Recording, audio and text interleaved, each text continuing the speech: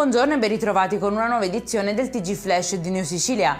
In apertura maxi sequestro di beni per 1 milione di euro a Giuseppe Vizzini, ritenuto il braccio destro del boss Salvatore Giuliano, e ad altri 3 soggetti a lui vicini. Sferrato così un altro duro colpo all'organizzazione criminale di stampo mafioso, operante principalmente nel territorio di Pachino e Portopalo di Capopassero, storicamente legata al clan Cappello di Catania. E ci spostiamo a Palermo, dove una mamma e la sua bambina che stavano camminando a piedi sono state travolte da un'auto a bagheria. Dopo i soccorsi sul posto, entrambe sono state trasportate in ospedale.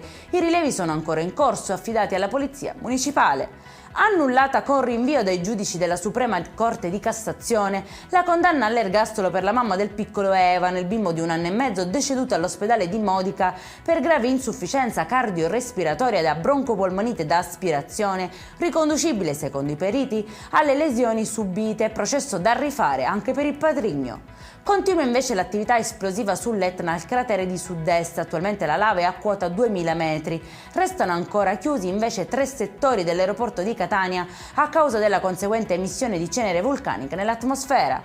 E in chiusura l'Assemblea regionale siciliana ha approvato un finanziamento di 100.000 euro destinato a un servizio specialistico di supporto psicologico per le donne che affrontano il trauma della perdita perinatale. Un provvedimento significativo che dimostra l'attenzione delle istituzioni verso una realtà dolorosa che in Sicilia colpisce circa 4 donne ogni 1000 gravidanze, la percentuale più alta d'Italia. Per questa edizione è tutto, prossimo appuntamento alle 19:30. Buona giornata!